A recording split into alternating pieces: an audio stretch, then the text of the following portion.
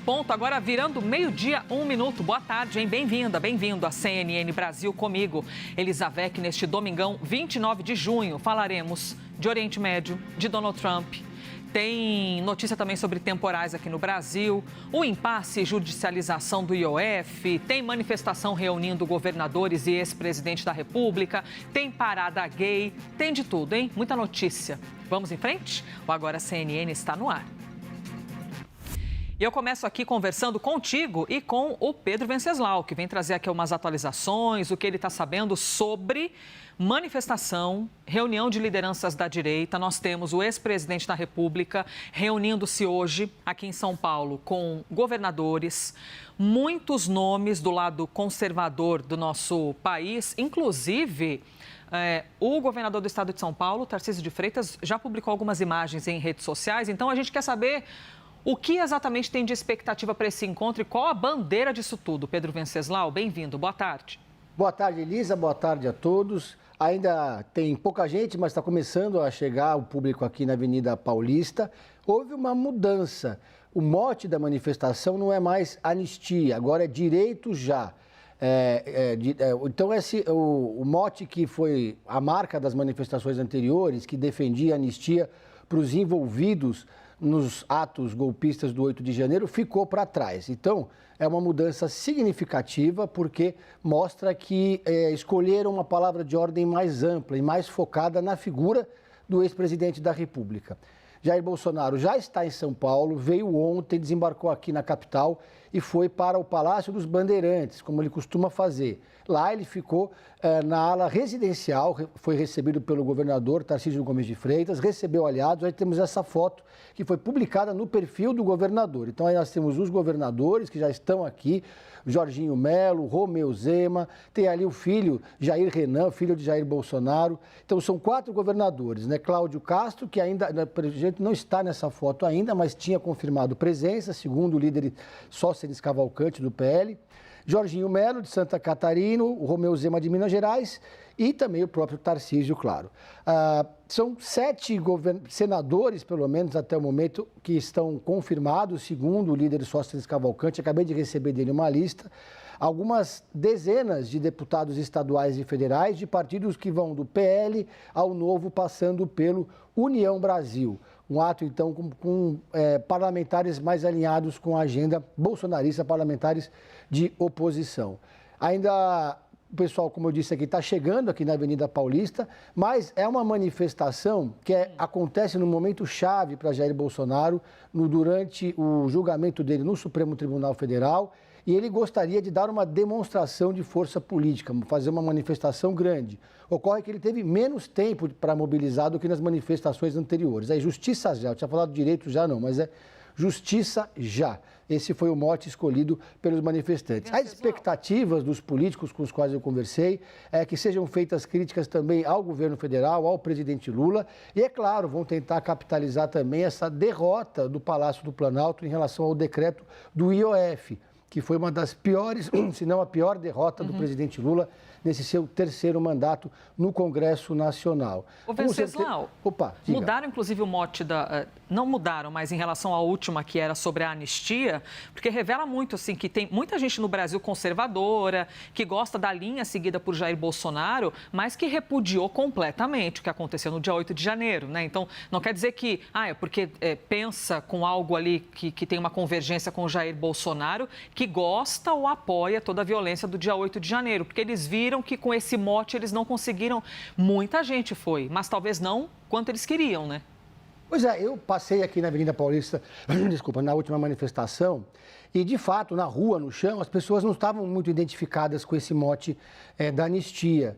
É uma agenda que é, de certa forma, meio antipática para grande parte da população. Inclusive, as pesquisas mostram isso, os levantamentos mostram que há uma resistência muito grande por parte do brasileiro em apoiar a anistia para os envolvidos nos atos do 8 de janeiro. Então, escolheram algo mais genérico para tentar atrair mais gente, inclusive aqueles que resistem a defender quem participou do vandalismo ali na Praça dos Três Poderes, né? Pedro Venceslau conversando aqui com a gente. Agora vai se hidratar um pouquinho, meu amigo, que a gente que trabalha com a voz, né, tá sempre ali hidratando. E as fonoaudiólogas ficam só atentas aqui. Vou levar uma bronca agora, Bela, porque eu não fiz o meu exercício antes. Mas já vai tomar sua água e já vai hidratar bastante. Obrigada por enquanto, Venceslau. Eu vou pegar um gancho da fala do Venceslau e trazer o IOF aqui para a conversa. Que bagunça, que auê que deu esse IOF. E por qual motivo com Simone Tebet em tela? É a ministra que é responsável pelo planejamento do gasto do governo. A ministra é esperada nesta semana para falar dentro do Congresso sobre o orçamento, falar de dinheiro. Pois em alguns dias precisa ser aprovada uma lei que é a LDO, a Lei de Diretrizes Orçamentárias. O Pedro Moreira vem conversar com a gente, porque é assim, né, Pedro? Simone Tebet olhando o cenário inteiro e pensando, bom, temos isso de gasto e temos isso em cofre. Alguma coisa não vai fechar, mas tem de fechar essa lei. Bem-vindo, Pedro. Olá, Elisa. Boa tarde para você, para quem acompanha a gente nesse domingo.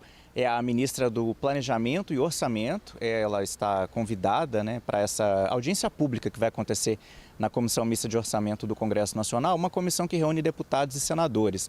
Essa audiência pública vai ser nesta terça-feira, na parte da tarde, e ela está indo lá para falar da Lei de Diretrizes Orçamentárias, essa lei que serve de base para o orçamento anual da União, o orçamento que tem que ser aprovado até o final deste ano. O orçamento, a gente está falando isso para gastos e receitas do ano que vem, o orçamento de 2026. E Simone Tebet, então, é esperada nessa audiência pública em meio a esse cenário de incertezas. A gente teve a derrubada dos decretos do governo que haviam aumentado o IOF essa semana no Congresso Nacional, na semana passada no Congresso Nacional, e a gente tem expectativas aí de judicialização sobre essa questão. O PSOL entrou com uma ação no STF contestando a derrubada desses decretos e o próprio governo já informou também que estuda medidas.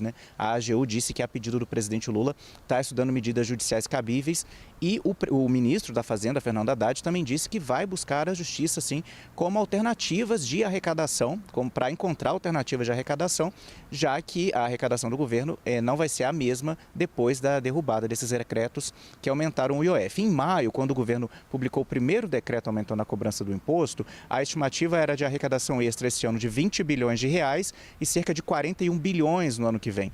Depois daquela recalibragem que o governo fez no último dia 11 deste mês, a expectativa era arrecadar até 10 bilhões com o IOF neste ano. Quer dizer, essa arrecadação não vai acontecer.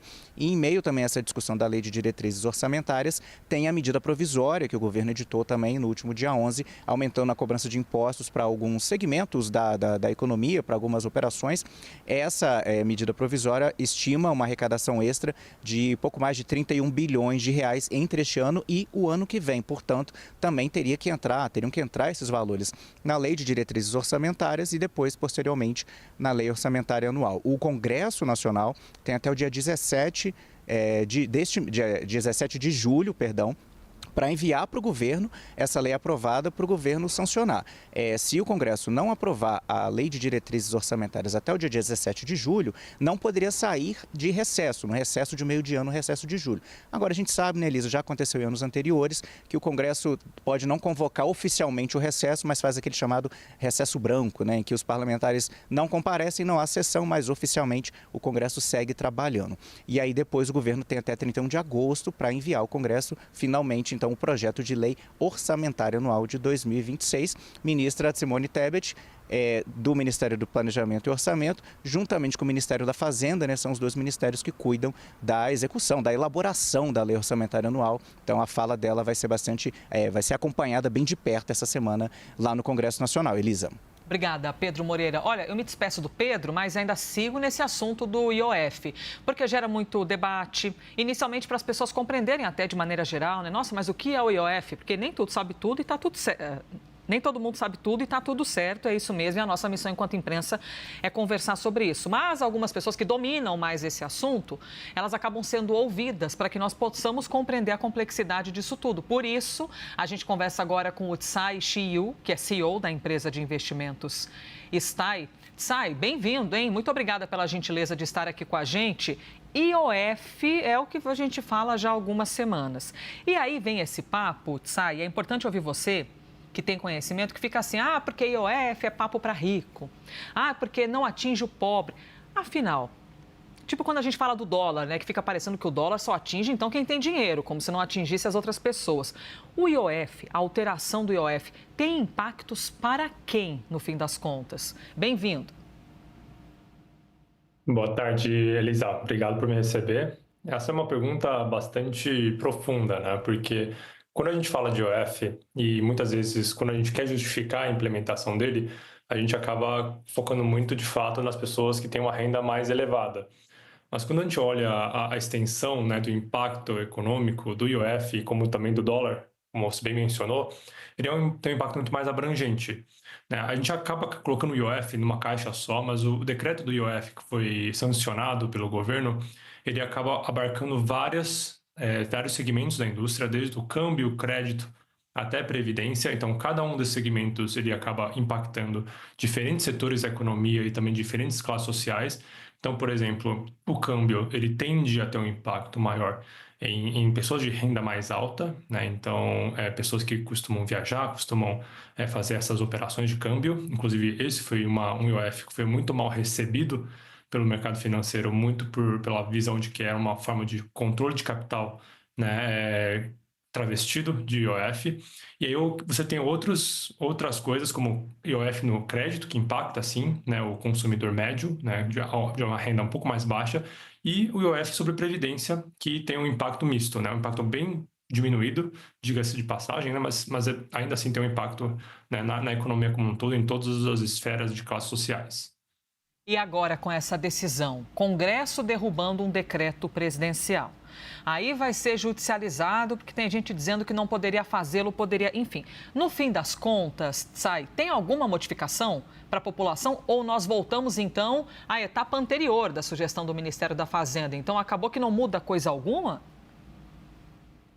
No fim, com a derrubada do decreto no Congresso, a gente volta para a estaca zero, Elisa, mas assim, o que a gente prevê ao longo das próximas semanas é que o governo vá ao Supremo, né, ao STF, para tentar derrubar a derrubada do decreto, né? Então, a gente tem discutido o IOF já tem várias semanas, né, alguns meses, né? Primeiro com a implementação do IOF, que causou um pouco de rebuliço na Faria Lima, né? E aí o governo acabou voltando atrás em alguns IOFs, outros o governo teve que esticar, né, estender ali o prazo de implementação pelos desafios operacionais que acarretaram, como por exemplo de Previdência. Quando foi instituído o IOF da Previdência, ficou uma incerteza enorme sobre quem que no final do dia implementaria essa cobrança desse IOF. E aí, né, após várias mudanças e várias extensões, por causa desse embate entre o Congresso e o governo, o Congresso derruba, né, o decreto e a gente volta para a estaca zero. Mas, ao que tudo indica, o governo, ao longo das próximas semanas, tende a entrar no STF contra, né, essa decisão do Congresso. Então, muita incerteza ainda à frente ali do que a gente vai esperar do IOF.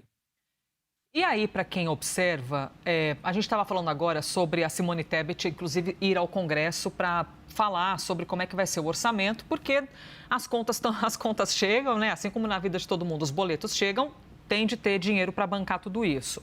Observando a saúde financeira do país, você observa algum setor, vou te fazer uma pergunta que para quem está perguntando é fácil, mas não quero te colocar aqui numa saia justa. Algum setor que haveria de ser mais saudável para conseguir fazer ou um corte ou aumentar a arrecadação? Bom, os benefícios fiscais, que o governo fala que somam 800 bilhões por ano, aproximadamente. Mas esse debate dos benefícios fiscais já chegou no Congresso e o Congresso não aprovou. Nem a queda do PERSE, a desoneração na folha de pagamento para 17 setores, se eu não estiver enganada, da sociedade. Ou seja, quando chega no Congresso, o Congresso também não aprova essa derrubada. Como é que foge disso? Elisa, acho que quando a gente olha muito para essa discussão do IOF e do orçamento, a gente acaba indo muito por um viés econômico da discussão, né? E de fato, assim, o grande impacto e o impacto mais duradouro é o econômico, né? Mas muitas dessas considerações, dessas discussões, os exemplos que você deu, são considerações políticas, né? Então, apesar de economicamente fazerem sentido, então, por exemplo, a gente discutir a desoneração de alguns setores, o ambiente político ele não é muito favorável, né? Então, como você acabou de trazer ali na pergunta, no final do dia, como eu, como você, como todo brasileiro, o governo precisa fechar as contas. Isso significa que você precisa gastar menos do que você gasta, né, do que você arrecada, no caso. Então, você tem que gastar menos do que você ganha. E o governo precisa fazer esse trabalho. Então, a matemática não deixa muitas alternativas. Ou você tem que cortar gastos, ou você tem que aumentar a sua receita. O IOF foi uma medida para aumentar essas receitas. Se persistir, né, e o Congresso, né, tiver ali a última palavra e mantiver o fim do decreto, a gente vai ter uma linha de receita que o governo vai deixar de ter, e o governo vai precisar achar formas de ou achar outros caminhos para arrecadar mais dinheiro ou cortar gastos.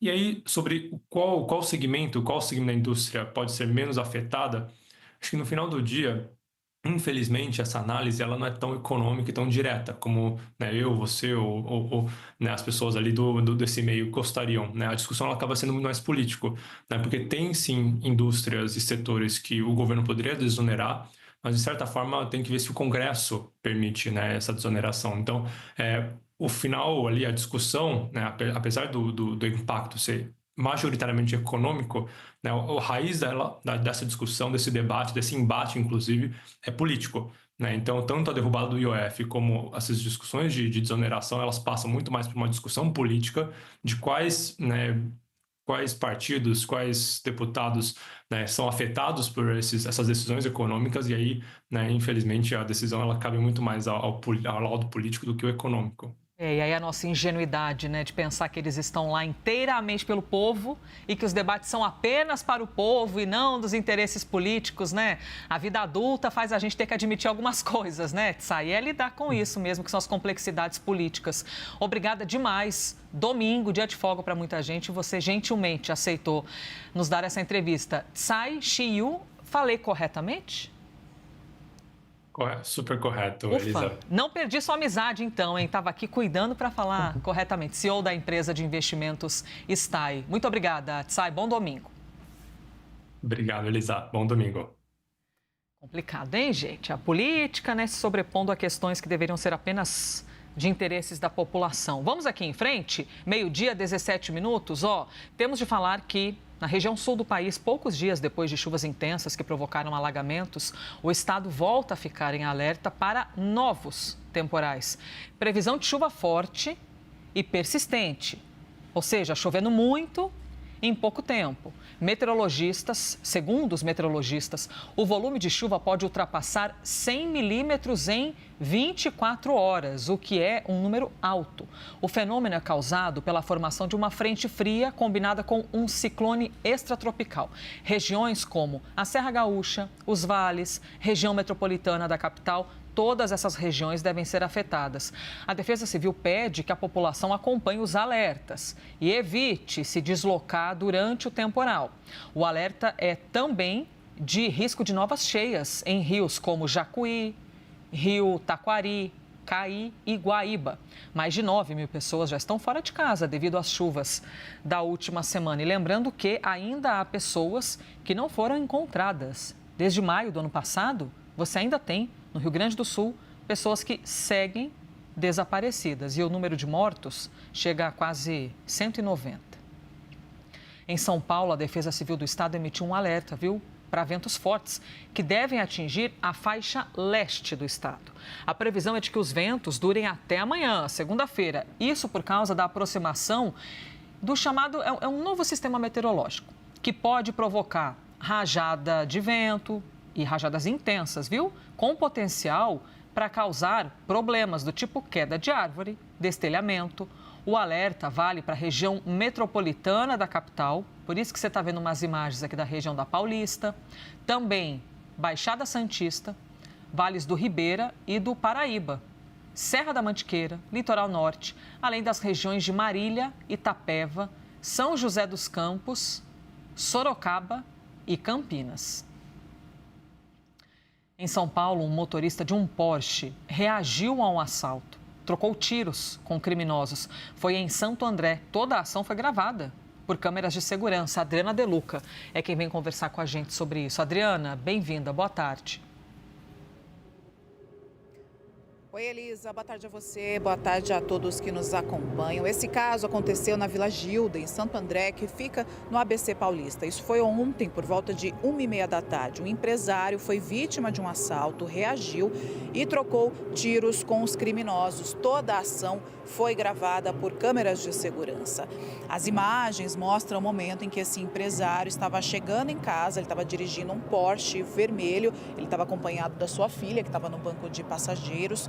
E aí, pelo vídeo, dá para perceber que os dois motociclistas estavam já seguindo o empresário. Quando o motorista para na frente do condomínio dele, já prestes a entrar em casa, um dos criminosos se aproxima da janela da filha dele e anuncia o assalto. Ela entrega os aparelhos celulares e, de acordo com o depoimento do empresário, neste momento esse criminoso falava para ele não desligar o carro. E aí o empresário saiu do veículo, colocou a mão para cima, pediu calma e, de acordo com ele, um segundo criminoso se aproximou e pediu para ele levantar a camiseta. E aí foi neste momento que ele se abaixou e atirou contra os criminosos. Ele efetuou 4 disparos e os criminosos revidaram e fugiram do local.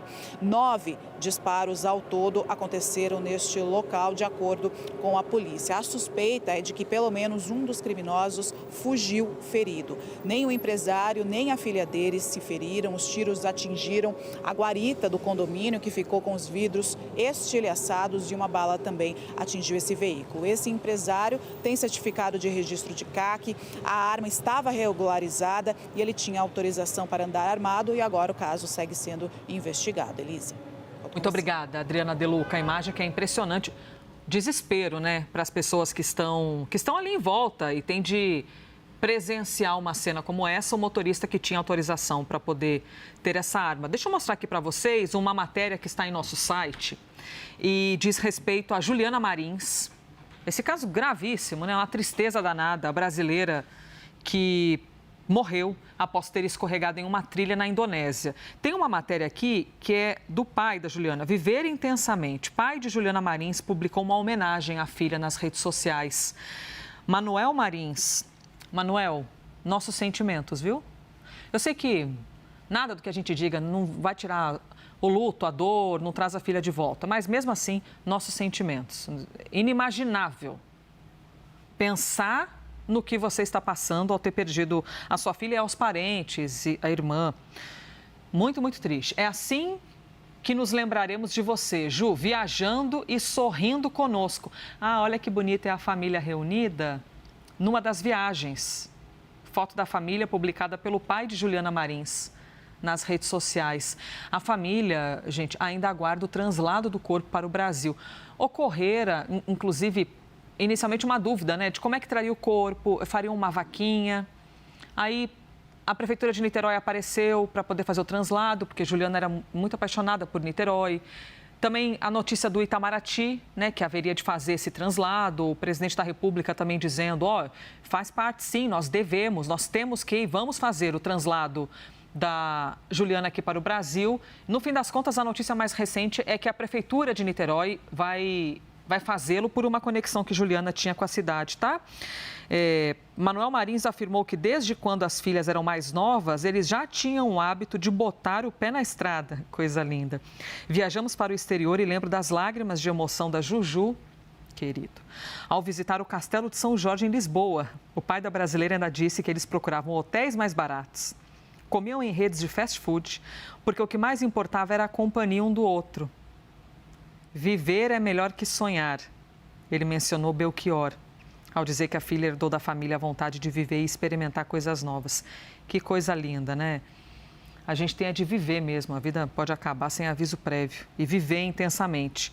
E cuidando, muita gente dizendo equivocadamente, mas compreendemos que a preocupação, às vezes, faz as pessoas ficarem temerosas. Muita gente culpando, como se Juliana, mas por que foi para esse lugar? Mas por que foi sozinha? Podia ter ficado no sofá em casa, né? E não ter a coragem. Viver é um ato de coragem, né? Ficar no sofá vendo a vida passar. A culpa nunca é da vítima, tá, gente? A culpa nunca é da vítima. Pedro Venceslau, cortou aqui o título, pronto. Conversar contigo aqui sobre um assunto que diz respeito a Juliana e a possibilidade da criação de uma lei, porque uma deputada chegou a propor uma lei, é isso? Com o nome da Juliana? Exatamente. Elisa, a lei Juliana Marins, a deputada Rosana Vale, do PL de São Paulo, protocolou na Câmara dos Deputados na sexta-feira um projeto de lei autorizando o Itamaraty a fazer esse tipo de translado e também autorizando a FAB, a Força Aérea Brasileira, a entrar em ação quando acontecer algum acidente desse tipo. Aí você pode me perguntar, mas o presidente Lula não fez um decreto? Sim, ele fez um decreto, porque pela lei o Itamaraty não poderia fazer esse translado, é uma lei da década passada. Acontece, segundo a deputada federal, que decretos podem mudar. Outro presidente da República pode fazer um novo decreto. Então, qual foi a intenção dela? Colocar isso na Constituição, colocar isso na lei, deixar que o Itamaraty faça esse tipo de serviço sem que o presidente da República possa impedir. O que prevê a lei? Famílias com renda até 10 salários mínimos ou cujo preço do translado seja de 25% da renda anual da família da pessoa que vier a falecer no exterior. Aí o Itamaraty, então, faria esse translado por conta do governo brasileiro. Também o projeto de lei prevê que a Força Aérea Brasileira fica autorizada a fazer esse tipo de ação. Nesse caso da Juliana Marins, quando houve esse impasse, isso acabou pegando muito mal para o presidente Lula. Ele próprio, então, entrou em cena, fez esse decreto para reverter a decisão do Itamaraty, mas aí a família da Juliana já tinha entrado em contato com o prefeito de Niterói e também o ex-atleta Alexandre Pato também se ofereceu para pagar esse translado. É uma situação muito delicada, é um momento de luto e é uma operação do ponto de vista burocrático e financeiro muito complexa. Então, o que previa antes da lei, do decreto do presidente Lula, o Itamaraty apenas fazia a comunicação com as autoridades locais, cuidava da burocracia e fazia o atestado de óbito, mas nada além disso, não custeava o translado do corpo para o Brasil. Então o projeto de lei agora vai passar pelas comissões da Casa, até passar pela Comissão de Constituição e Justiça e depois ir para plenário. Mas pelo clima de comoção no Congresso Nacional, a expectativa é que o projeto de lei avance rápido, inclusive com apoio de parlamentares da base governista, porque é o momento de unir, oposição e governo, esquerda e direita. Uma boa ideia da deputada Rosana Vale. Pedro Venceslau. Obrigada, Pedro. Já já a gente conversa mais aqui no Agora CNN. Vamos de assuntos internacionais, vamos, atenção, ao vivo, até o Oriente Médio, com o Michel Gavendo. O exército de Israel determinou a retirada dos palestinos no norte da faixa de Gaza, porque existe um alerta de novos ataques na região. É isso, Michel Gavendo? Nos conte, por favor, o que tem havido. Olá, Elisa. Olá a todos. Sim, mais uma vez o exército israelense determina a saída de palestinos da região norte da faixa de Gaza, porque afirma que ali estão concentrados agora os combates, os ataques aéreos e também por terra contra o Hamas. Não é a primeira vez que a região norte da faixa de Gaza tem esses avisos. Os civis já saíram de lá e já voltaram pelo menos 4 vezes desde o começo da guerra. Os combates continuam também no sul da faixa de Gaza e só neste domingo já são 23 palestinos mortos. A ordem do exército israelense é para que eles saiam do norte da faixa de Gaza e se dirijam para a região humanitária, uma região onde é garantido, pelo menos em teoria, de que eles estarão seguros. É uma região onde as pessoas estão vivendo em barracas e também onde a ONU afirma que há perigo de fome. Já são 500 mil palestinos em estado de fome, segundo a ONU. Agora, pelo lado positivo, se é que há algum agora, nesse momento, é que há muitos rumores, muitas negociações para um cessar-fogo também na faixa de Gaza. O premier israelense Benjamin Netanyahu disse que o cessar-fogo com o Irã na semana passada abre a possibilidade do fim também dos combates na faixa de Gaza em mais um acordo com Hamas para a libertação dos 50 reféns israelenses que estão com o grupo palestino, em troca da libertação de prisioneiros palestinos e de uma trégua nos combates. O comandante-chefe do exército israelense também disse que os militares estão próximos de atingir os objetivos da guerra, pelo menos nessa fase dos combates, e hoje Netanyahu vai se reunir com os militares para receber as atualizações. E o que falta para o exército israelense é determinar que há todas as condições no terreno para um cessar-fogo. Tudo isso também, claro, com pressão do presidente norte-americano Donald Trump, que voltou, repetiu que é hora também de se chegar a um cessar-fogo na faixa de Gaza. Trump tem interesse em paz, pelo menos momentânea, numa trégua no Oriente Médio. Ele disse que ele conseguiu a trégua entre Israel e o Irã e que agora o objetivo também é conseguir a trégua, a paz, ou pelo menos o cessar-fogo entre Israel e o Hamas. Já são, no total, mais de 55 mil mortos palestinos na faixa de Gaza.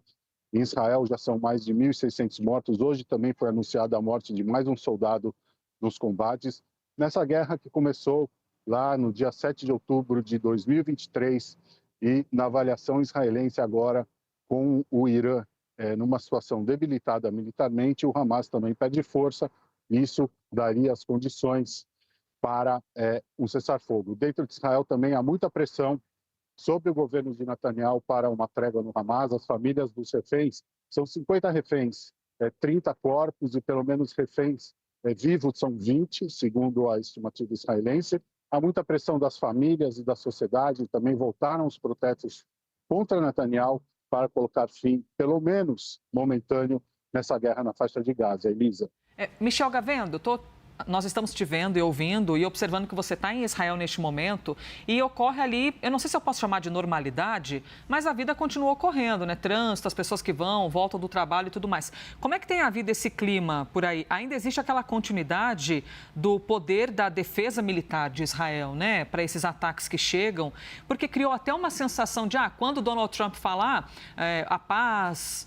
acabou a guerra, gerou uma expectativa de, será que isso zeraria? Mas não quer dizer que zerou, até porque o conflito com a faixa de Gaza ainda permanece, né, Michel? Verdade, Elisa, você tem razão, não só na faixa de Gaza. Na semana passada, na sexta-feira, os Houthis no Iêmen lançaram um míssil contra Israel.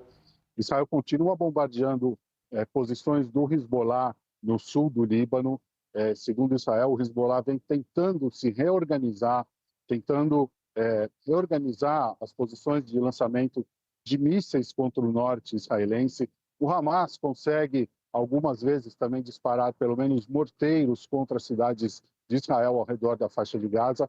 É claro que o conflito principal foi contra o Irã, e hoje, domingo, é o primeiro dia útil aqui no Oriente Médio, a situação é de quase normalidade. As pessoas voltaram ao trabalho presencial, as aulas estão nos últimos dias do ano letivo, voltaram também, os serviços públicos voltaram, o comércio reabriu, mas Israel e o Irã e os países envolvidos na guerra ainda estão contando os prejuízos, contando os mortos, fazendo avaliação do que foi atingido e também há sempre a perspectiva e a preocupação de que o conflito pode voltar, tanto com Hamas quanto com o Hezbollah e também contra o Irã, Elisa. Obrigada, Michel Gavendo, conversando com a gente ao vivo de Israel. Inclusive, ao checar aqui, vou mostrar para vocês o espaço aéreo neste momento. Vocês se lembram, na semana do conflito entre Israel e Irã, a gente tinha quase que uma clareira aqui no coração do Oriente Médio, assim, digamos. Aqui não tinha avião circulando. Isso aqui é tudo um avião que está no ar agora, esse formigueiro aéreo. E você já vê, avião passando em cima do Irã, passando também por essas áreas, aviões passando aqui esse trecho em cima do Iraque. Então...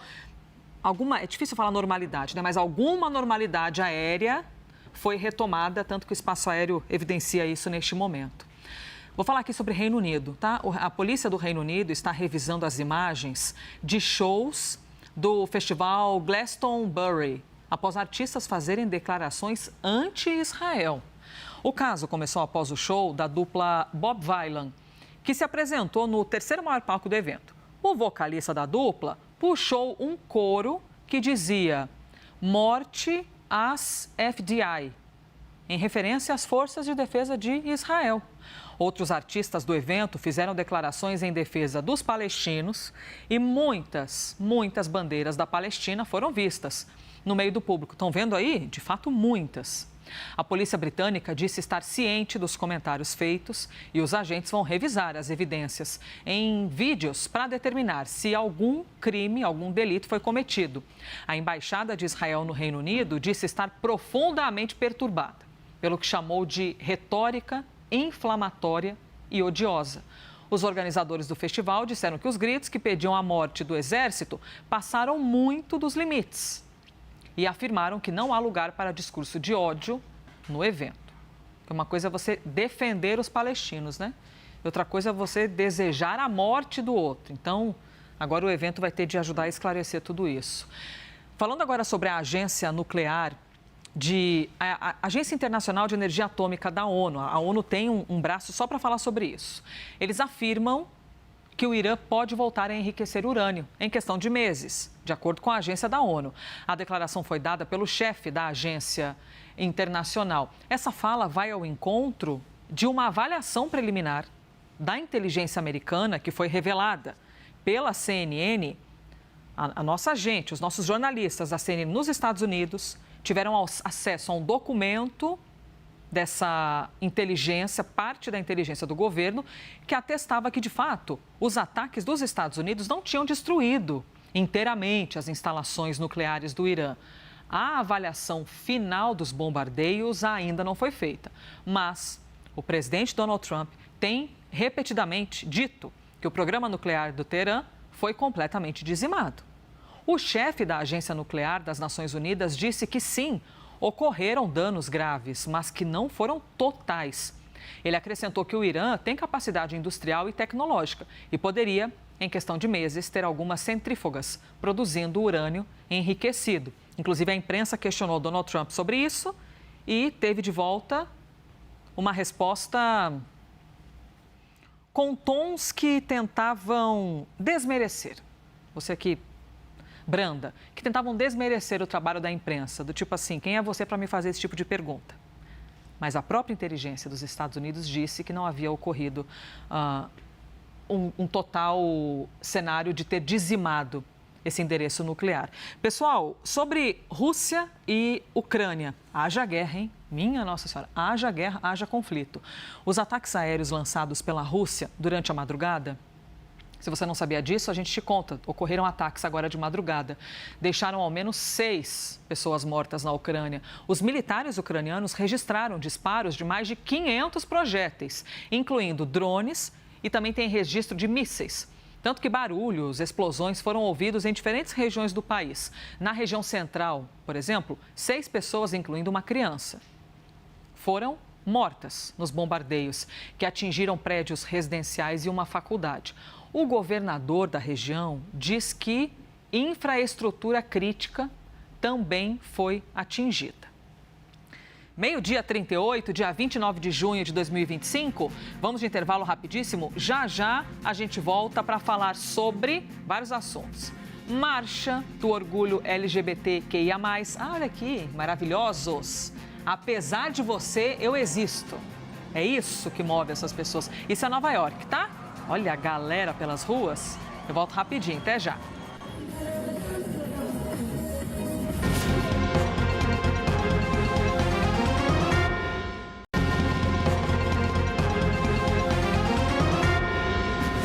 Estamos de volta, meio-dia, 41 minutos. Bem-vindo, hein? Bem-vinda de volta. Deixa eu mostrar aqui para vocês, inclusive, eu não fiz isso hoje, mas eu vou mostrar as mais lidas deste momento no nosso site, tá bom? Pronto. Aqui temos, deixa eu vir aqui, pronto, maravilhoso, valeu, Vitor.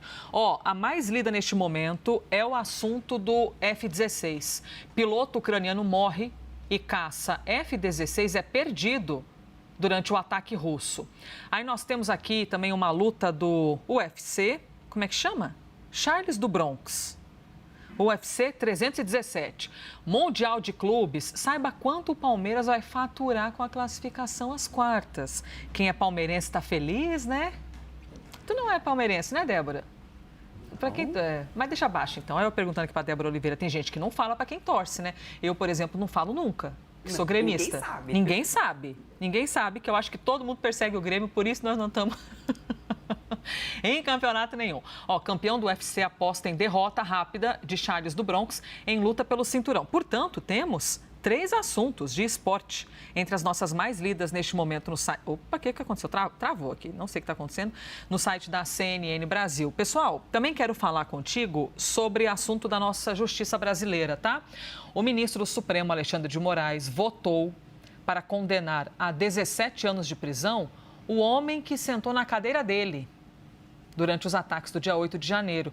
De acordo com a Procuradoria-Geral da República, que apresentou a denúncia, Fábio Alexandre de Oliveira, esse que aparece em tela. Sentado em uma cadeira da corte atribuída a Moraes em vídeos nas redes sociais.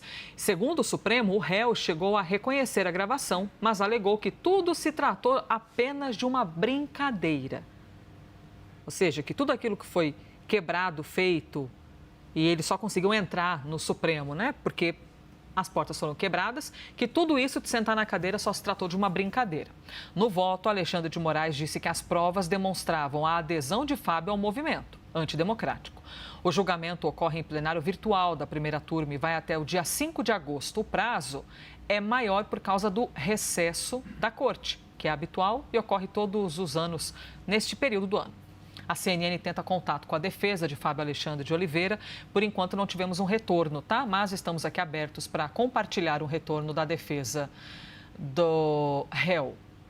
E a Polícia Federal marcou para terça-feira 4 depoimentos para apurar a suspeita de obstrução de justiça no julgamento sobre o plano de golpe. Na lista constam tais nomes: Marcelo Costa Câmara, ex-assessor de Jair Bolsonaro, que é réu na ação e teria descumprido medidas cautelares. Quem mais?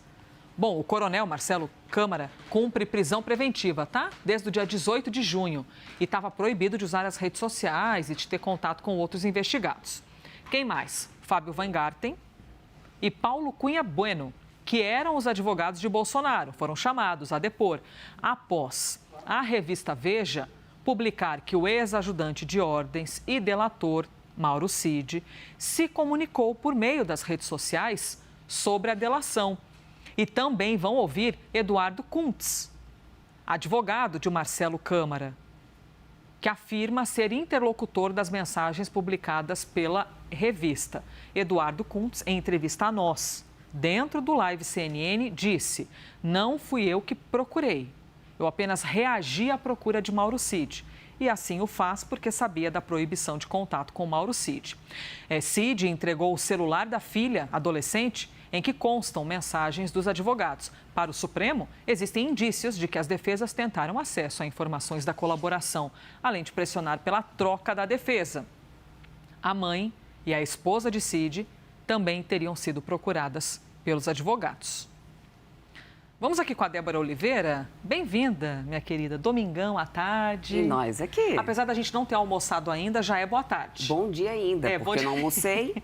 Domingo, às vezes, a gente almoça 4 da tarde, né? Não almocei, então em tá família. Aqui. E o sol que tá lá fora, na Avenida Coisa Paulista, mais linda, né? Nem parece fica olhando que fez daqui, friozinho. Vocês estão passando ali na Avenida Paulista, quem passa só vê a gente na telinha. E esse tempo bonito, quem gosta é a galera do agro, né? Opa! Que gosta de... Tudo bem que a chuva também importa, mas a galera do agro gosta dessa... Clima pelo tá menos favorável esse ano pro agro. Clima favorável. O governo vai lançar o Plano Safra nesta semana. O setor pede mais de 590 bilhões de reais em recursos, só que as taxas e os juros podem atrapalhar esse programa. Atrapalhar em quê? Ou o que a gente espera em relação ao Plano Safra? Pois é, Elisa, a CNA, né, a Confederação Nacional do Agronegócio, entregou ainda em abril esse projeto, já esse pedido dessa previsão de quase 600 bilhões de reais para esse ano para o Plano Safra.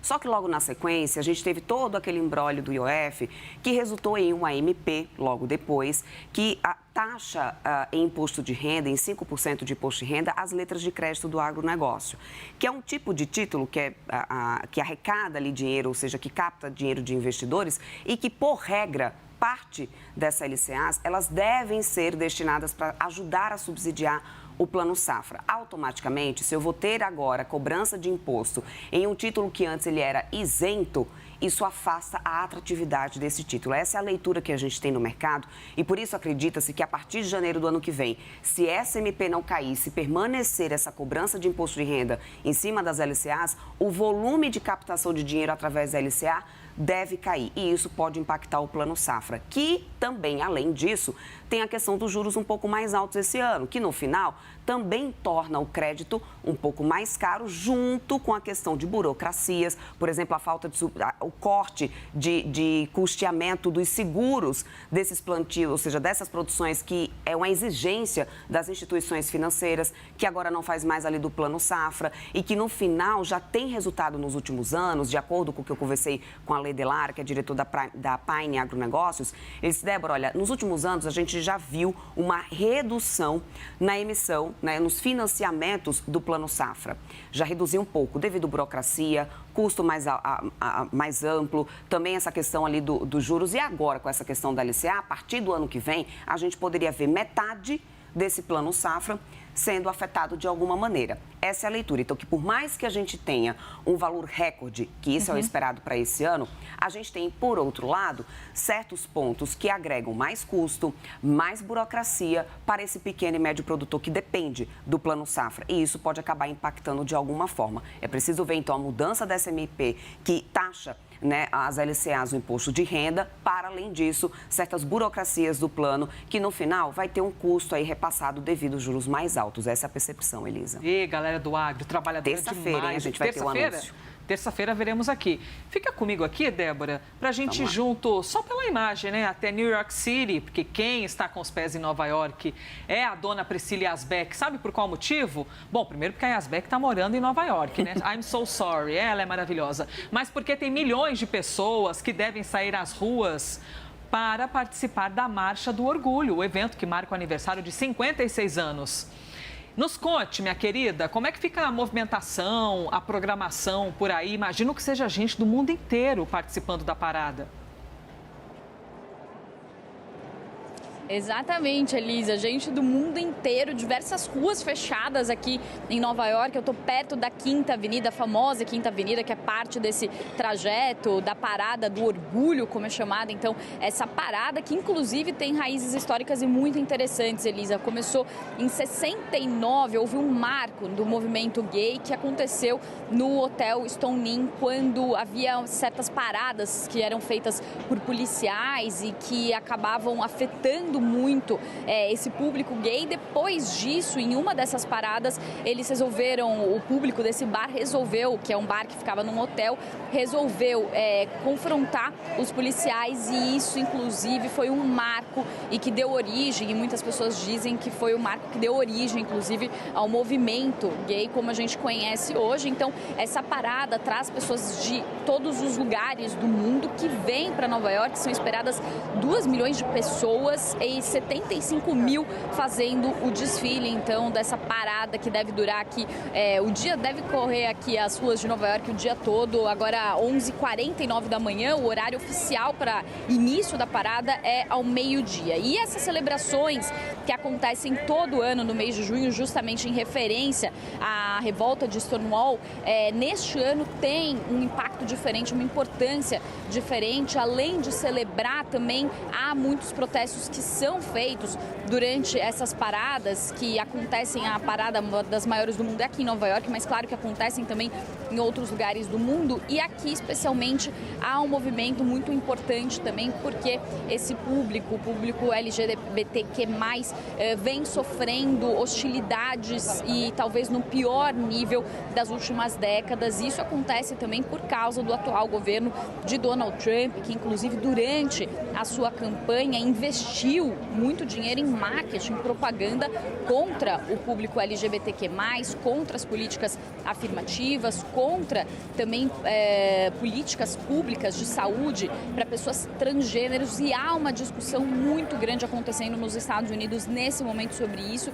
Por isso, os organizadores do movimento falam que é mais importante do que nunca agora colorir as ruas de Manhattan com as bandeiras coloridas e também estar nas ruas para mostrar, então, o orgulho que essa comunidade sente. Só para trazer, Elisa, pesquisas que mostram como essa população está sofrendo, a comunidade gay está sofrendo.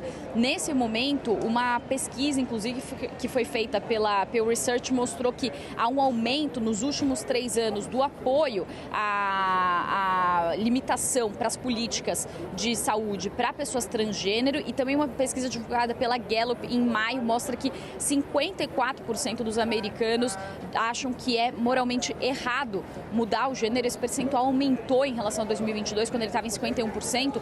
E um outro dado também bem preocupante, que foi mostrado por essa pesquisa da Gallup, diz que a homossexualidade é moralmente errada para 33% dos americanos, um percentual também que aumentou de 25% em 2022 para esses 33% atual. Então, é uma parcela considerável da população americana e maior do que nos últimos anos, que considera que é moralmente errado uma pessoa ser homossexual. Então, dados preocupantes que essa pesquisa mostra. E aí, falando sobre as políticas que foram apresentadas por Donald Trump. Então, Donald Trump, ele inclusive fez alguns decretos proibindo a participação de transgêneros nas Forças Armadas, também atacando a presença de transgêneros, de pessoas trans em esportes, em modalidades esportivas. Além disso, também acabando com os programas de diversidade em órgãos federais, programa de diversidade, inclusão,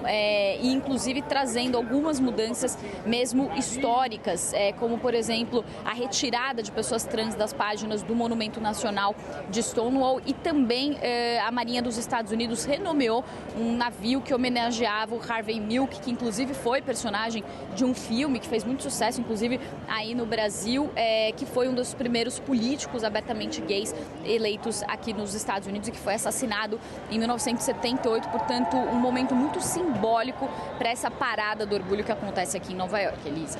Muito bom, Priscila Yasbeck acompanhando tudo isso em Nova York e trazendo as informações ao vivo. Valeu, Yasbeck. Até aproveito para sugerir a vocês, viu, nesse bojo, quando a gente fala da comunidade LGBT ou LGBTQIA+, QIAP+, tem que incluir todo mundo. Homem com H, tá bom? A história de Ney Matogrosso. Ali tem um retrato do que é você nascer numa família que não aceita você da maneira como você é. Tá sensacional, o jesuíta tá uma loucura, tá bom demais, tá bom? Deixa aqui a sugestão para vocês no streaming. Mas o Pedro Venceslau, deixando aqui a cultura de lado, vamos trazer o Venceslau para a conversa, porque o ex-presidente da República, Jair Bolsonaro, se reuniu hoje em São Paulo com governadores e foi no Palácio do Planalto, é isso? Na casa do governador do estado de São Paulo, que é Tarcísio. E o encontro ocorre antes do ato que é convocado para este domingo, que reúne a galera da direita. O que você soube, Pedro? Olha, o Palácio dos Bandeirantes virou uma espécie de bunker do Bolsonaro aqui em São Paulo. Ele sempre fica ali na ala residencial, convidado pelo governador Tarcísio de Freitas, e aproveita para fazer conversas políticas, receber aliados e fazer aquele esquenta. E foi o que aconteceu hoje. Eles estão lá, inclusive, nesse momento. Publicaram até uma foto. Olha, essa foto aí, os 4 governadores, o filho dele, Jair Renan, Romeu Zema, Jorginho Melo. Cláudio Castro ainda não aparece nessa foto, mas ele também confirmou presença. São 4 governadores ciceroneados pelo governador de São Paulo, Tarcísio Gomes de Freitas. 7 senadores também confirmaram presença, segundo me disse o líder do PL, Sóstenes Cavalcante, que me enviou aqui uma lista. Mais de 10, 20 deputados federais do PL, União Brasil e Partido Novo também confirmaram presença, e também deputados estaduais. Eu vou citar aqui alguns, como Deltan Dallagnol, Marco Feliciano, General Girão, Altineu Cortes, Coronel Tadeu, enfim, muitos deputados bolsonaristas que representam mais ou menos essa ala mais radicalizada do Partido Liberal, que tem a segunda maior bancada da Câmara. Como eu disse antes, eles mudaram o mote, não se fala mais agora em anistia aos defensores, aos participantes dos atos golpistas do 8 de janeiro. Claro, esse tema deve ser mencionado, mas o mote agora virou Justiça Já. Um mote mais amplo, mais genérico e mais focado na pessoa do ex-presidente Jair Bolsonaro. Fulanizaram um pouco, porque é um momento que o julgamento no Supremo Tribunal Federal avança e avança rapidamente, de forma muito célere. A expectativa é que esse julgamento termine lá por volta de setembro, no máximo outubro. E a expectativa, até entre os bolsonaristas, é que o ex-presidente seja preso. Resta saber se ele vai para a prisão domiciliar ou se vai ficar no regime fechado. O próprio ex-presidente já falou sobre essa possibilidade. Então é um ato que ele vai tentar se colocar como vítima, provavelmente. A expectativa dos aliados, é claro, que sejam feitas críticas duras ao presidente Luiz Inácio Lula da Silva, ao governo federal, puxando aquele clima de polarização. O tema do IOF, esse decreto que representou uma das piores derrotas do governo Lula até agora, no seu terceiro mandato, certamente também estará em pauta nesse evento aqui na Avenida Paulista. 2 carros de som foram deslocados aqui para a região e vão receber ali os líderes e os deputados. A Paulista toda fechada aqui para receber esse evento. E aí a lista fica na expectativa agora dos discursos. Entre os senadores presentes está o Flávio Bolsonaro, filho de Jair Bolsonaro. A ausência sentida do deputado Nicolas Ferreira, que não está na lista, pelo menos até agora, dos que confirmaram presença. Aí você vê novamente a foto dos bolsonaristas, dos governadores ali com o governador Tarcísio Gomes de Freitas. Para concluir, o Tarcísio sempre dando reiteradas sinalizações e fazendo gestos de lealdade ao ex-presidente da República no momento em que cresce a pressão para que ele seja o candidato ao Palácio do Planalto em 2026. Elisa. Pedro Venceslau falando com a gente, então vamos espiar um pouquinho. Tem uma imagem aqui da Paulista, que é a nossa câmera, se eventualmente a gente consegue ver alguma coisa. Pronto, tá aí, ó. Já a reunião de alguns manifestantes, apoiadores de Jair Bolsonaro, bandeiras do Brasil, bandeiras de Israel e algumas pessoas que estão reunidas ali em frente ao MASP, o Museu de Arte aqui da cidade de São Paulo. Ó, para encerrar, eu quero deixar uma sugestão aqui para vocês. Tem muita matéria em nosso site, muito conteúdo. Uma coisa que a gente acabou não falando, isso aqui tá bombando no mundo pop, ó. Aqui a Beyoncé enfrentou uma falha técnica em carro suspenso durante o show. Que o carro ficou suspenso. Isso aqui tá bombando, a galera comentando isso. E vou deixar uma sugestão para vocês, tá? Sobre saúde mental. No programa do Dr. Calil, eles falam sobre borderline, tá? Que afeta entre 1% e 3% da população. Alguém vendo pode pensar, puxa, mas 1% da população, 3% é pouco. Quem tem um caso como esse na família sabe o quão sensível é. Então, eu deixo aqui a sugestão, tá bom? O programa do Dr. Roberto Calil, que tratou desse e tantos outros assuntos. Você fica agora, sabe com quem? Com o Domingol. Comigo, acabou o negócio. É o Benja que está na área, veio para o serviço. Pedro Teixeira volta ao vivo com mais informações do Brasil e do mundo às 3h da tarde, tá bom? Obrigada pela companhia de sempre. Te vejo amanhã, 9 da manhã, no Live CNN.